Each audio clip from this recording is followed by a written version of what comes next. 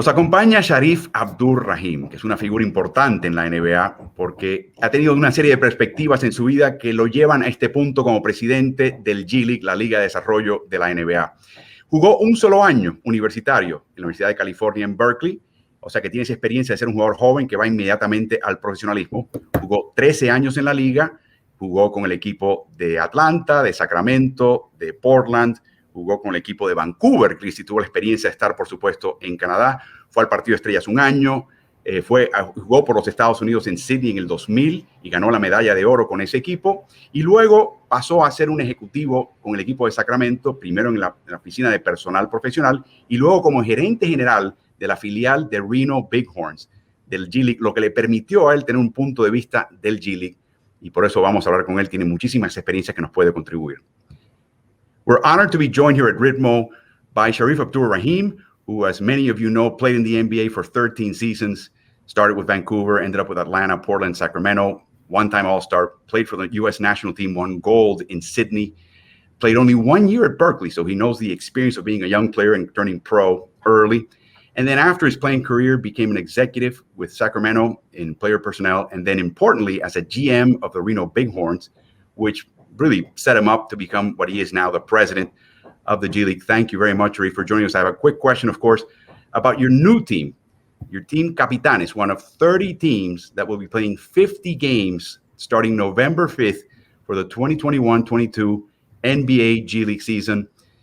This team, Shareef, was going to play home games in Mexico and travel to away games.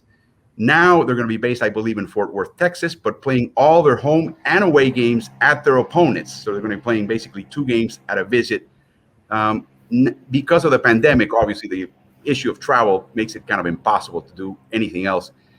Given those conditions, what do you think is what that Capitanes is trying to learn and achieve this season? And what does the G-League want to learn and experience from the Capitanes experience this season as well? Well, first, Alvarado, thank you for having me and for the question.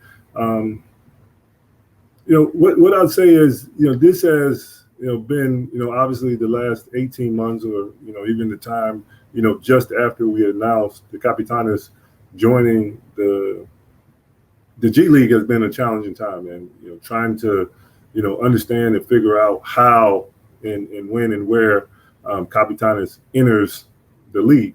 Last season, obviously, us, the G League, we had a shortened season and the Capitanes didn't join. And then this season, our interest was 100%, to figure out how the Capitanes joins the G League. So just in short, I think the first thing is to introduce Capitanes to our league, to our fans, to our community, to start to introduce the G League to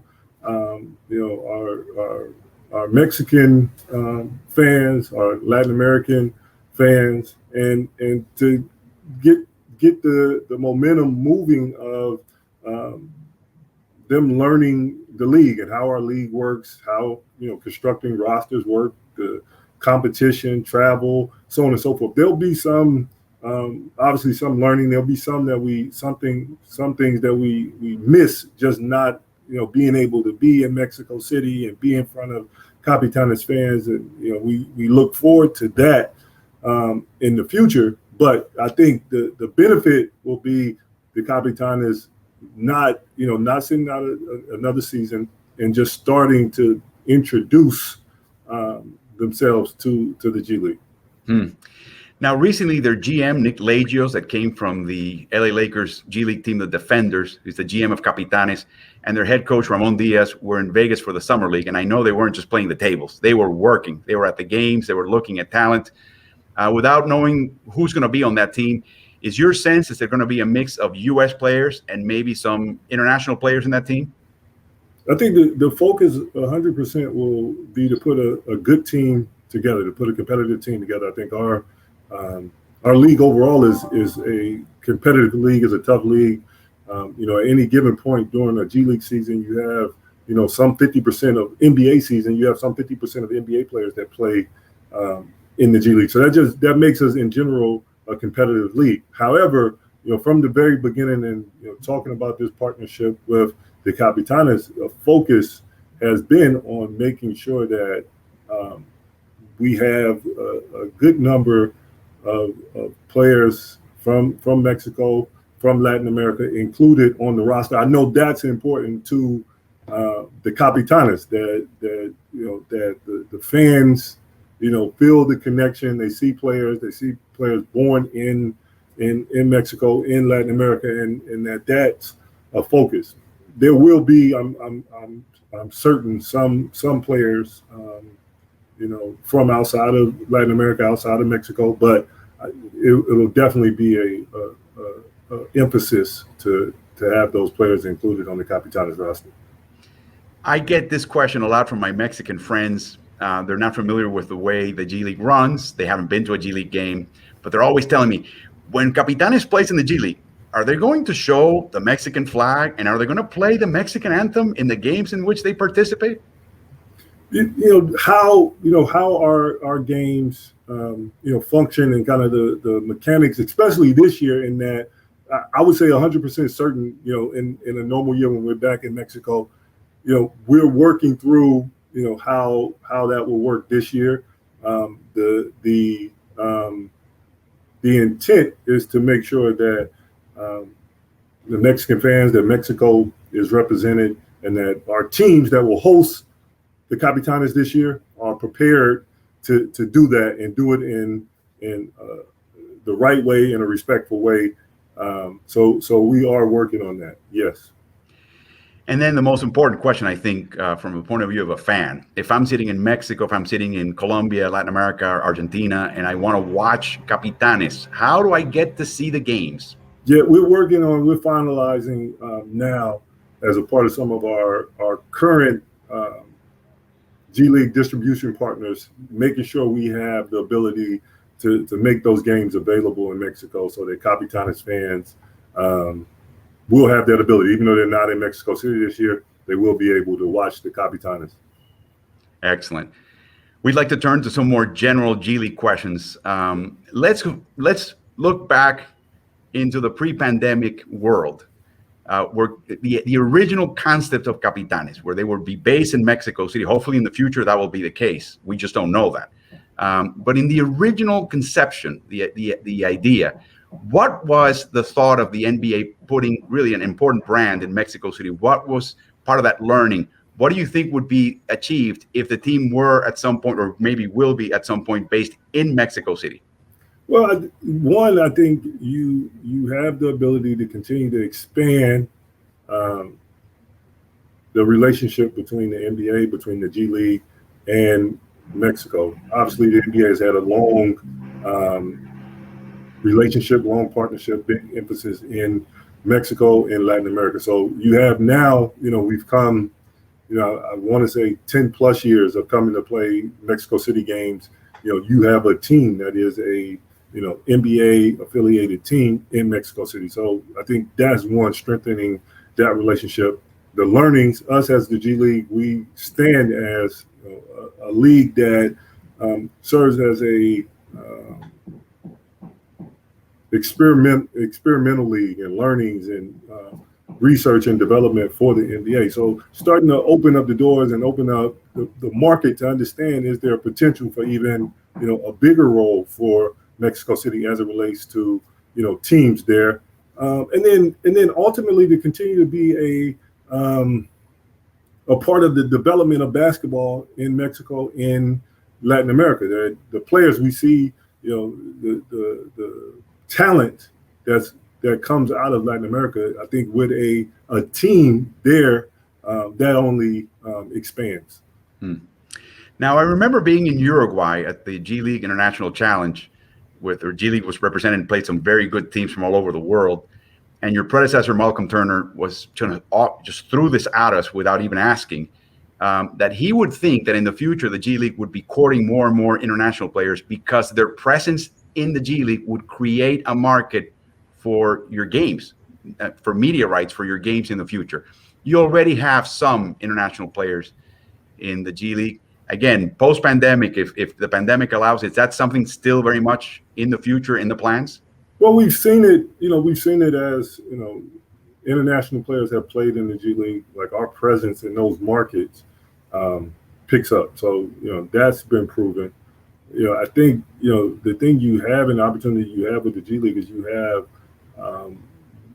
really great talent all around the world that they want to come and they want to show that they can compete against the best. They want the best opportunity to develop. They want the best opportunity to reach their dreams of playing in the NBA. And as we expand, our ability to be able to offer that to all players, all young players that want to grow their games, want to get better. That is definitely a goal. I think the NBA is somewhere around a quarter of NBA players, 25% or so of NBA players are international players. The G League, we fall a little below that, maybe 15 to 17%.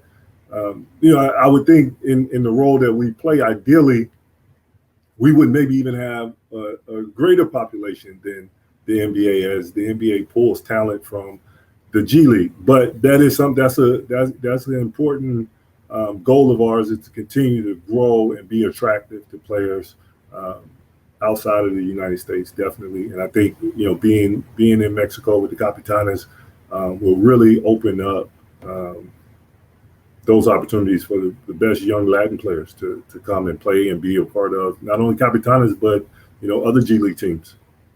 That's what makes Capitanes so compelling. It's not affiliated with an NBA team. It is not really owned by anybody connected to the NBA. So my question to you is, if I am a well-heeled Canadian and I really want to get into the G League because I really like what they do and I want to set up a team in Ottawa, or I'm an American, I want to set it up in Kansas City, or I'm a Argentine and I want to set it up in Buenos Aires, is that something that may happen in the future, where the expansion comes by individual teams that may not have those ties with the NBA? Well, at the moment, we've said that we wanted to concentrate on our connection with our NBA team. So we're 28 teams that are connected to NBA teams. We want to get 30 for 30. Capitanes in Mexico is really a I say unique and special relationship. But who knows in the future, if there's opportunity, and there's opportunity that would benefit the development of the league, benefit continuing to grow and develop players, then it's something that we take a look at. I think for now, the relationship that we have with the Capitanes in Mexico is really a special one and a unique one that we want to see how things develop there. Well, the other unique team already played in the G League. We're talking about the Ignite team, which is a mixture of super hyper talented youngsters with a bunch of veterans, mostly former NBA players, to kind of round out and really mentor them in many ways. Speaking to the former coach, Brian Shaw, who did a great job starting that effort, he mentioned at one point that he could see the possibility in the future of having multiple Ignite teams, and that international players would be perhaps part of some of those teams. You've had Kai Soto from the Philippines already in the team, so that wouldn't be something new. Is that still a possibility? Multiple Ignite teams with potentially international players, or maybe you can catch next Luka Doncic at an early age and bring them over to play for Ignite? Yeah, again, I think from an overall NBA ecosystem, NBA community standpoint, the NBA is kind of outlined its intention of being a place to help young international players develop through our academies, our Basketball Without Borders. We have an academy in Mexico, in Mexico City. This year with Ignite, in our second year of Ignite, we have a young player from our academies in Australia. Dyson Daniels will be a part of our team. So international talent is a big emphasis. Helping international talent develop and grow is a big emphasis for the NBA. It's, as we said earlier, it's a big emphasis for the G League. How that develops and grows, and connects to Ignite. I could see a place where we have, a bigger concentration of more representation from our international teams or regions. If does that become 2 teams, 3 teams? Do we just stay at, is it, one is, we'll see. It's too, I think it's too early. This is the second year of Ignite. I think it's too early to commit to that, but it's definitely so much talent around the world. I think we, the G League, have a great platform, a great history, a great track record of helping to develop talent that we could definitely take that on. But I think let's get Capitanes going, continue with Ignite, get our teams back in their market, and we'll see. You have great insight into Ignite because you spent only 1 year in college and then turned pro at a fairly young age. I mean, you were one of the pioneers really in that movement, one of the first kids to do that. I spoke to Coach Shaw. I spoke to current coach Jason Hart. And the challenge is you typically have these youngsters for a year. And so the question is, what can you do developmentally with them for a year?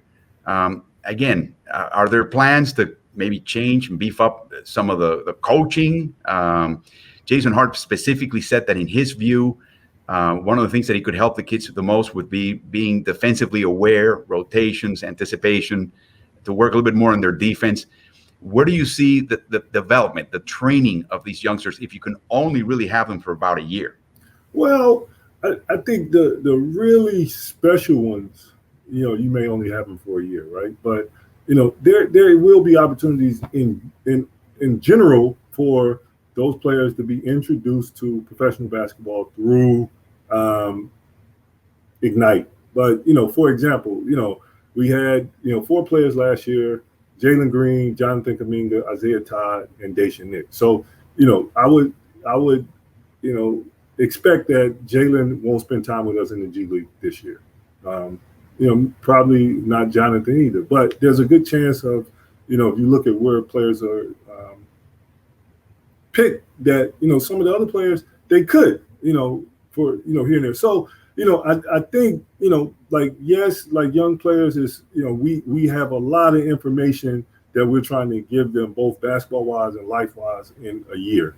But overall, I think our system and how we're set up is that even if it's not with Ignite for multiple years, that the young players they can stay within the system, the ecosystem of the G League for multiple years because of our connection to